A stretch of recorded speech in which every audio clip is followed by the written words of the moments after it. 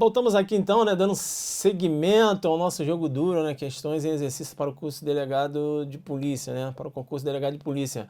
Então, esse é o nosso projeto, né, Jogando Duro, diversas informações, é um curso em exercício, mas a gente faz aquela resumida da teoria, né, do que realmente importa para cair na sua prova. Então, eu preciso de você, preciso que você divulgue, né, o nosso curso, é o primeiro curso que a gente está fazendo em exercício para delegado de polícia. Espero que você esteja gostando, beleza? E você já me conhece, né? Eu não gosto muito de ficar falando. Sem mais delongas, próxima questão na sua tela, beleza? Questão número 23. Comete o crime de furto em concurso com ameaça aquele que, logo após subtrair a coisa, emprega grave ameaça, a fim de assegurar a detenção da coisa para si. Questão errada, né? A questão trata, na verdade, do roubo por aproximação, não é isso? Por assimilação, é o chamado roubo impróprio, né? Roubo impróprio. Beleza, antes mesmo de abordar lá o roubo impróprio, eu tenho que jogar duro com você, eu jogo duro. Então veja, artigo 157, subtrair coisa móvel alheia para si ou para outra, mediante grave ameaça ou violência à pessoa. É claro que aqui eu tenho a chamada violência própria, né? E eu também tenho no chamado roubo próprio a chamada violência imprópria. Ou, depois de havê-la, por qualquer meio reduzida a impossibilidade de resistência. Aqui eu tenho a violência imprópria. Reclusão é de 4 a 10 anos e multa. Tá, fica esperto porque você grava muito modelos aqui comigo. E aí você sabe lá, aquele modelão que você gravou, a questão lá, violência imprópria, o exemplo do sonífero. O agente coloca um sonífero na bebida da vítima, a vítima adormece, ele vai lá e subtrai a coisa, né? Violência imprópria. Tá, violência imprópria não é só sonífero, não. Violência imprópria, o agente que tranca a vítima no banheiro, a vítima foi no banheiro, ele trancou a vítima lá, violência imprópria. A vítima está dormindo, a vítima já está dormindo, ele entra na casa, vê a vítima dormindo, vai lá e amarra os braços da vítima. Violência imprópria também. Violência imprópria, veja, é toda aquela ação em que o agente reduz, né, a impossibilidade de resistência da vítima, e não somente o sonífero. Tranquilo? Vem comigo na tela. Vem comigo na tela porque o roubo, né, e aí eu falava, próprio, eu posso ter a violência própria ou imprópria. E aqui eu falei, embriaguez, trancar a vítima no banheiro, enfim. Roubo próprio. Roubo próprio. A violência pode ser própria ou imprópria, tá aqui.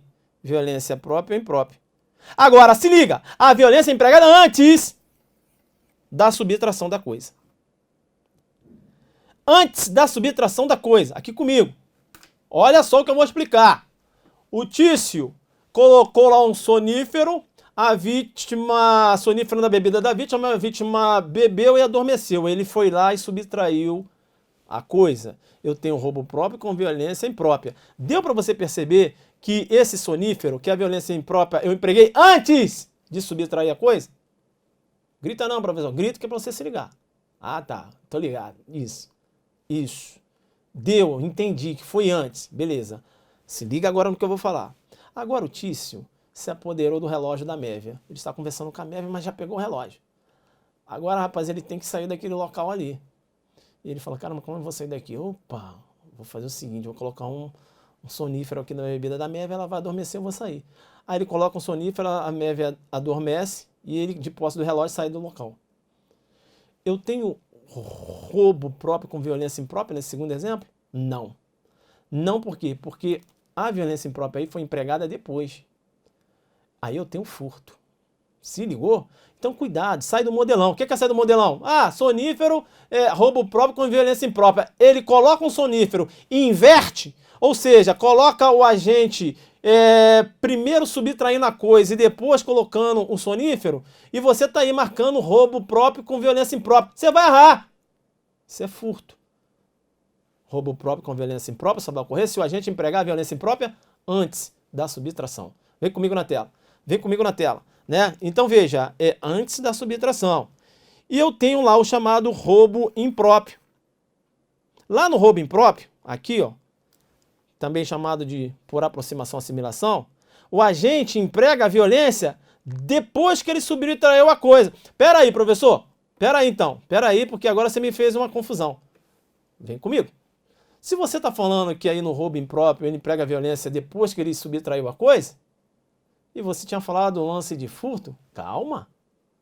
Aqui, ele emprega violência própria depois de subtrair da coisa. Naquele exemplo do furto, ele empregou a violência imprópria depois que subtraiu a coisa. Se ele emprega a violência própria depois que subtraiu a coisa, eu ainda tenho roubo, mas é o roubo impróprio. Vem comigo na tela. Vem comigo na tela. Vem comigo na tela. Vem comigo na tela, que aí eu tenho roubo impróprio. A violência é empregada depois. Professor, mas por que eu não posso ter esse roubo impróprio com essa violência imprópria empregada depois? Ah, porque aqui no roubo impróprio eu não tenho aquela redação. Eu não tenho essa redação aqui, ó.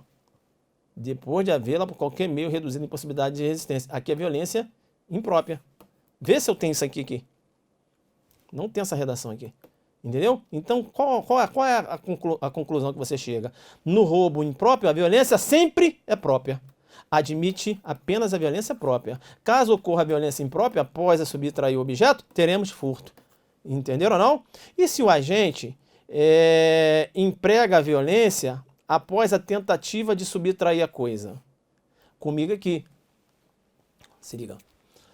O Tício está lá tentando tirar uma bicicleta. Não inverteu a posse, não conseguiu tirar ainda. Cara, escutou um barulho. De alguém chegando. Era o morador da casa. Cara, ele largou, não inverteu a posse, estava tentando tirar, largou a bicicleta e tentou sair. Na hora que ele tentou sair, veio o morador, ele deu um socão no morador e correu. Eu tenho violência própria, isso, professor, empregada. Depois, isso. Então já tenho roubo impróprio. Isso. Em tese, teu raciocínio, tá. Só que eu tenho esse roubo impróprio, mas não foi subtraída a coisa, então eu teria uma tentativa de roubo impróprio. Isso. Tecnicamente falando, mas a doutrina entende que não é possível tentativa de roubo impróprio. Como ficaria essa questão, então? Para que eu tenha roubo impróprio, eu tenho que ter o furto consumado. Como assim? Vem comigo na tela. Volta. Vem comigo na tela. Aqui, ó. Depois de subtraída, furto consumado. Eu não falei tentar subtrair? Subtraída, aqui não está. Subtraída ou tentar subtrair. Então aqui comigo, como não conseguiu subtrair, ele apenas tentou e depois utilizou de violência, eu vou ter tentativa de furto e lesão corporal. Beleza? Vem comigo na tela. Né? Então, tá aqui. Se da violência empregada após a tentativa de subtrair a coisa, teremos tentativa de furto e lesão corporal em concurso formal de crimes. Beleza? Tranquilo, né? A gente avança a questão de número 24. A jurisprudência do Superior Tribunal de Justiça não admite o reconhecimento do privilégio nas hipóteses de furto qualificado. Questão errada, né? É possível, sim, o reconhecimento do privilégio. Eu tenho algumas condições. Eu tenho lá o furto privilegiado no artigo 155, parágrafo 2º. Se o criminoso é primário e é de pequeno valor a coisa furtada, o juiz pode substituir a pena de reclusão pela pena de detenção, diminuí-la de 1 a 2/3 ou aplicar somente a pena de multa. Esses requisitos aqui são objetivos. Tranquilo? São objetivos, esses requisitos, tá? Então, veja, presentes os requisitos, onde você está lendo o juiz pode, o juiz deverá, né? Se você tem todos os requisitos aqui, trata-se aí de um direito subjetivo lá do réu. Tá, e o que seria esse pequeno valor? STJ, valor não superior a um salário mínimo, ao tempo do fato. E é diferente quando você tem a visão da insignificância. Significância, valor não superior a 10% do salário mínimo. O furto privilegiado não se confunde com a bagatela, aqui comigo. No furto privilegiado eu tenho furto. Eu tenho tipicidade formal, eu tenho tipicidade material. Eu só tenho aí uma redução da pena, mas eu tenho furto. Furto privilegiado. Agora, quando eu falo de bagatela, eu não tenho crime. Ausente tipicidade material. Tenho tipicidade formal, mas não tenho tipicidade material.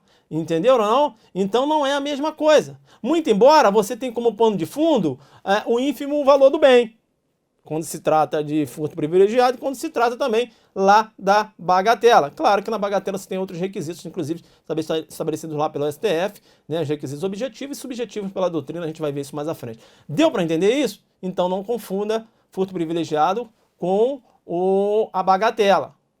E não confunda também furto famélico com furto privilegiado. Que no furto famélico eu tenho exclusão da ilicitude. ao estado de necessidade.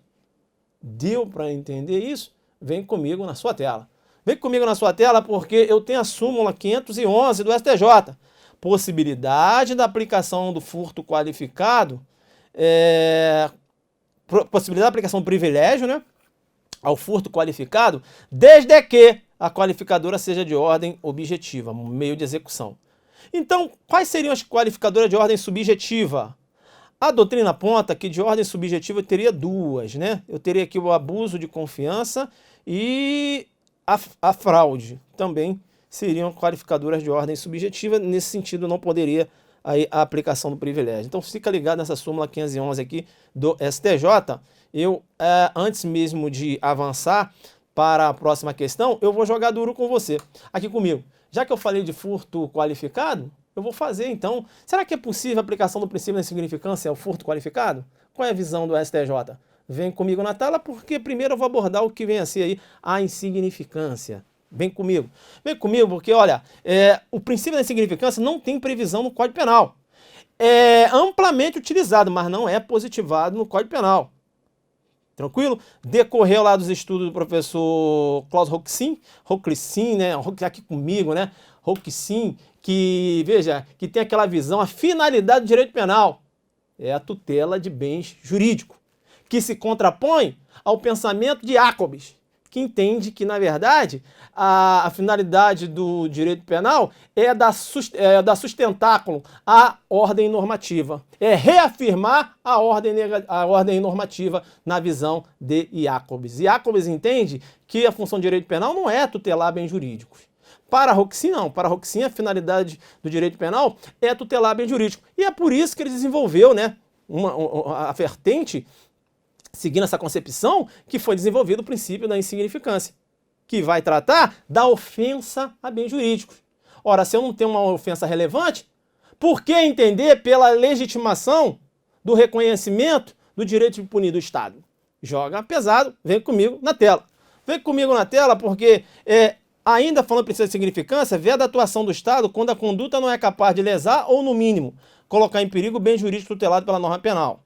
E a gente já falava lá, possibilidade de aplicação do princípio da insignificância em qualquer delito que seja compatível, inclusive lesão corporal, e a gente fez aquela alusão lá, quando se tratar de violência doméstica, aí não seria possível, tá? O princípio da insignificância tem natureza jurídica de causa supralegal, de exclusão da tipicidade.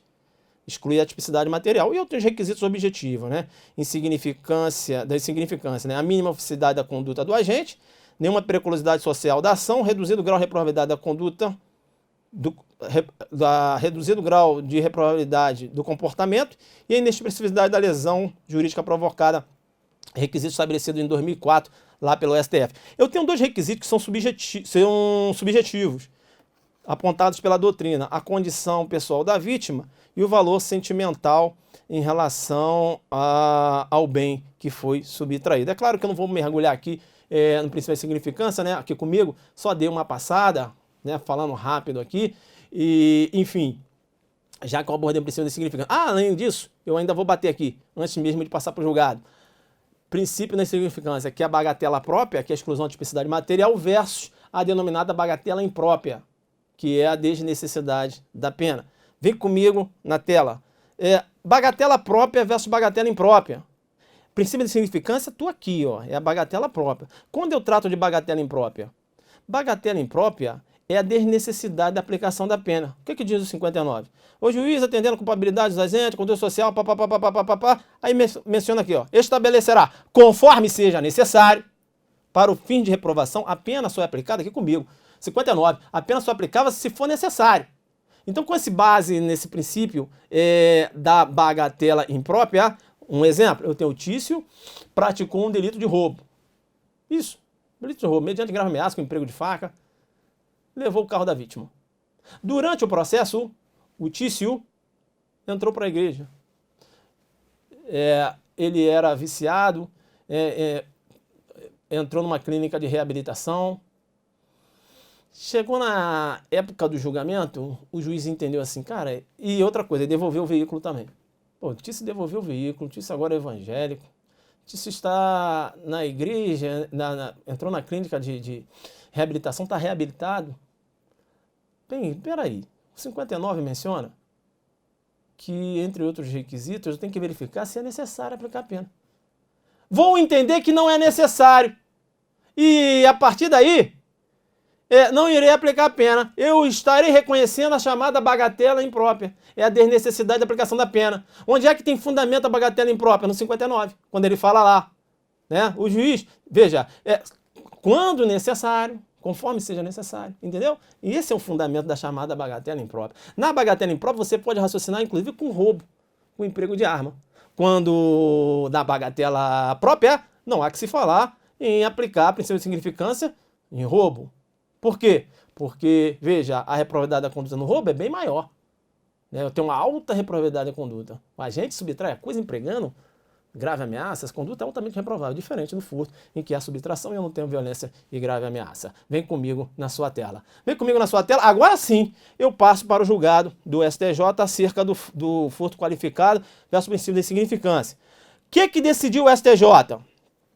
Como regra, a aplicação do princípio da insignificância tem sido rechaçada nas hipóteses de furto qualificado, tendo em vista que tal circunstância denota, em tese, a maior ofensividade e reprovabilidade da conduta. É claro, furto qualificado. O agente vai subtrair uma bicicleta. Rapaz, mas para subtrair essa bicicleta, veja, ele quebrou o cadeado, cara. Veja, é altamente reprovável isso. Ele teve ele tem a coragem, né, de quebrar o cadeado para subtrair a bicicleta. Então esse furto vai ser um furto qualificado mediante rompimento de obstáculo. O agente rompe um obstáculo para subtrair o bem. É uma conduta altamente reprovável. E aqui o STJ fala, né? Ó, não é possível, em regra, pela reprovabilidade da conduta. Aí continua o STJ. Deve-se, todavia, o STJ agora, veja, flexibilizando a aplicação. Olha aí.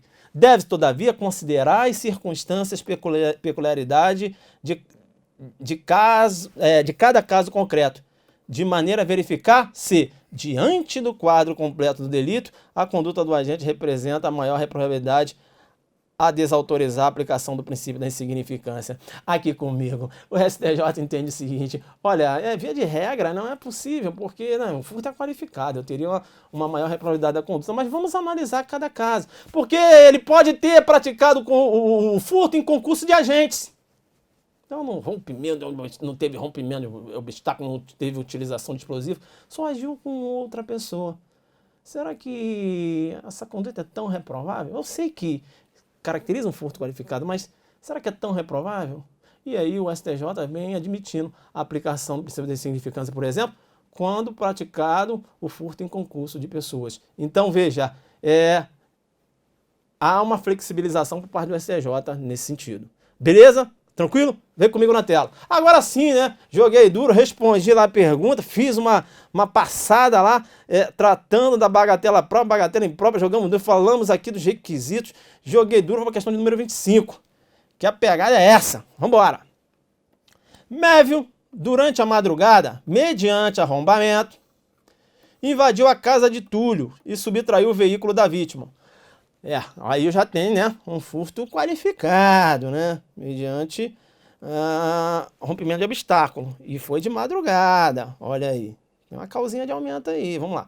Considerando o caso em tela, segundo o STJ, levando em conta o aspecto topográfico,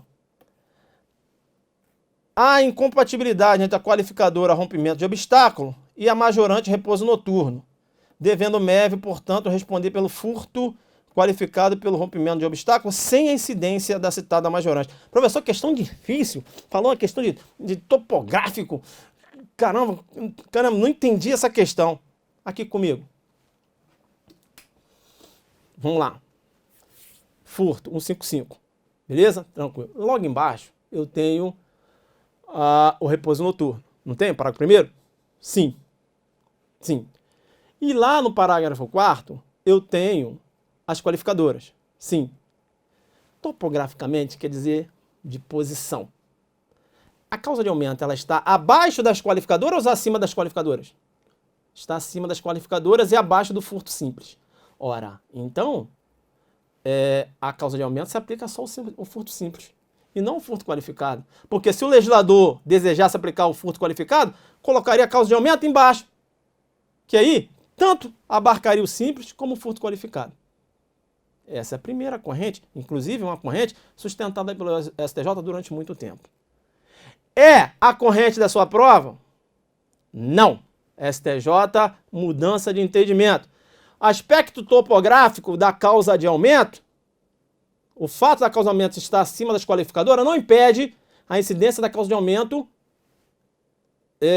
nas qualificadoras. Então, se o agente praticou um furto, rompimento de obstáculo durante a noite, ele vai responder por roubo qualificado pelo rompimento de obstáculo e, além disso, a incidência da causa de aumento. O fato de estar acima das qualificadoras não impede a aplicação. Ah, era isso, professor? Simples assim? É. Só que o cara coloca o aspecto topográfico e tal, tu lê o julgado, tu não entende. Ah, pô, isso é tranquilo, agora eu entendi. Vem comigo na tela. Vem comigo na tela. Então aqui a questão sem incidência não, tá errado. Eu tenho a incidência da causa de aumento.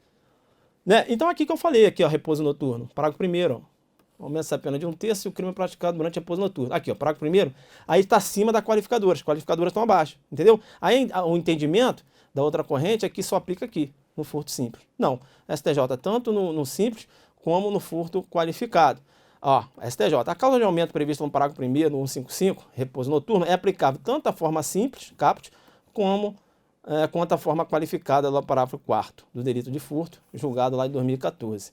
E é que eu coloquei, no STJ sustentável, o STJ sustentou um posicionamento diverso. O STJ sustentava no sentido da incompatibilidade do parágrafo 1º e parágrafo 4º, levando em consideração a topografia. Julgado de 2010, tem uma parte da doutrina que entende ainda assim, mas o STJ mudou de entendimento, é isso aqui que você vai levar para a sua prova. Tá, importante ainda, na doutrina entende que a citada majorante também se aplica ao furto privilegiado. Isso, eu posso ter lá a causa de aumento e também a causa de diminuição sendo aplicada. Aí você tem que aplicar lá o artigo 68 do Código Penal, beleza? Vamos lá então, questão de número 26, né? Vamos avançar aqui para a questão número 26. No delito de furto, a pena é aumentada da metade se houver emprego de explosivo ou de artefato análogo que cause perigo comum. Porém, se a subtração for de substâncias explosivas ou de acessório que, conjunto ou isoladamente, possibilita sua fabricação, montagem ou emprego, o agente será submetido a uma pena de 3 a 8 anos de reclusão. Questão errada, né? Essa questão vai cair na sua prova, tá? O emprego, né, de explosivos em sede de furto. Eu vou chamar a sua atenção que essa qualificadora foi introduzida aqui com a Lei 13.654 de 2018. Então, veja, a pena de reclusão de 4 a 10 anos e multa se houver emprego de explosivo ou de artefato análogo que cause perigo comum. Veja, o explosivo, né, ou até mesmo artefato análogo ao explosivo, aqui é utilizado no modus operandi, no meio de execução, né? É um meio de execução.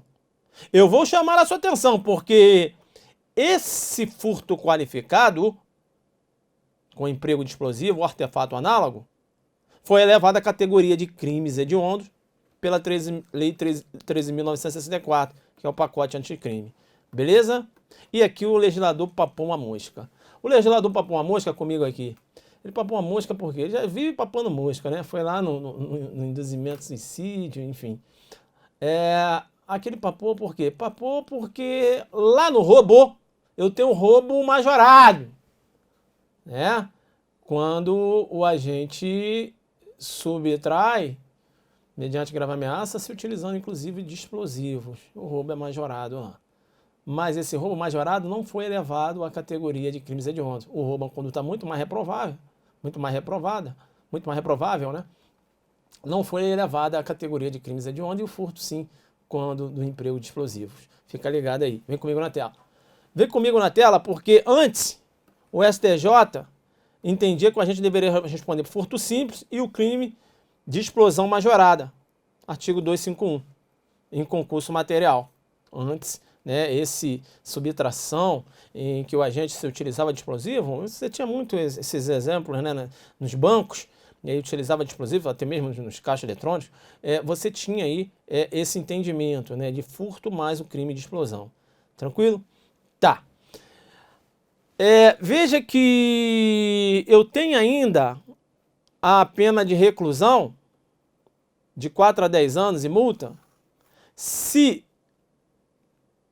a subtração for de substâncias explosivas ou acessórios que, conjunto ou isoladamente, possibilite sua fabricação, montagem ou emprego. Aqui, essa substância explosiva ou acessório figura como objeto material. Agora aqui é o objeto que é subtraído. Aqui é utilizado como modus operandi, aqui como objeto material. A mesma pena. A mesma pena. Tranquilo? Ficou ligado? Beleza, né? Beleza, de 4 a 10 anos e multa. Nas duas situações. Tanto quando figurar como modus operandi, quando figurar como objeto material. Bem, é importante, né, já que eu estou passando aqui pelas qualificadoras do furto, essas qualificadoras estão fora lá do parágrafo 4º, é mencionar que a pena de reclusão de 3 a 8 anos, se a subtração for de veículo automotor que venha a ser transportado para outro estado ou para o exterior. Importante aqui, ó, a necessidade que o veículo seja transportado para outro estado, tá? E parágrafo 6º, a pena de reclusão de 2 a 5 anos, se a subtração for de semovente domesticável de produção, ainda que abatido ou divididos em parte no local da subtração. Aqui eu tenho um abigeato. Então aqui comigo, lá no abigeato fica ligado, né? Não é, o furto de animal de produção. Porque o furto de cachorro, de gato, não configura abigeato. Né? Cachorro e gato não é animal de produção. A política essa qualificadora decorreu de uma política criminal de evitar o prejuízo na economia. Né? Então você está falando aí de animais de produção, suínos, bovinos, entenderam ou não? Então cachorro e gato vai ser furto qualificado? Pode ser qualificado por uma outra qualificadora, não por ser animal. Aí eu vou ter furto simples. Beleza? Vem comigo na tela. Vem comigo na tela porque aí vem a pegadinha. Por que vem a pegadinha? Lá no furto, eu expliquei para vocês que vai ter a mesma pena quando a subtração for de substâncias explosivas ou quando o agente emprega explosivo. Só que no roubo, e por isso eu fiz esse link com roubo, no roubo é diferente. No roubo, se o agente emprega explosivos no roubo, eu tenho uma causa de aumento. A pena aumenta de 2/3. Se o agente, no roubo, ele subtrai substâncias explosivas, aí o aumento da pena é diferente, é de 1/3 até metade. Então cuidado para você não fazer confusão. No furto, eu vou ter a mesma pena quando figurar como objeto material ou modus operandi. E no roubo, eu tenho majorante sim, mas são diferentes. Aqui aumenta de 1/3 até a metade. Quando a subtração for de substâncias explosivas ou de acessórios, que conjunto ou isoladamente possibilite sua fabricação, montagem ou emprego. Quando figurar como modus operandi, o agente se utiliza de explosivo para a prática do roubo, a pena vai aumentar sim, mas olha, a pena vai aumentar de 2/3. Então fica esperto nessa pegadinha aqui, tranquilo? Joguei aí já para você se ligar, puxei o roubo para fazer aqui aquele link, né? Jogando duro com você, até porque você raciocinou comigo no furto. Aí eu joguei o roubo para você se ligar a pegadinha que ele pode apresentar aí na sua prova. Vamos para a questão número 27. Mévio, conhecido pela sua habilidade de furtar objetos, sem que a vítima perceba a sua ação, entrou em um coletivo e logo constatou que Túlio estava sentado e dormindo durante a viagem. Aproveitando-se da oportunidade, empregando sua habilidade peculiar, colocou uma de suas mãos no bolso dianteiro da calça da vítima e subtraiu uma carteira com documentos e valores em dinheiro. Ele aproveitou que a vítima estava dormindo e ele tem habilidade, puxou a carteira, a vítima nem percebeu. Aí.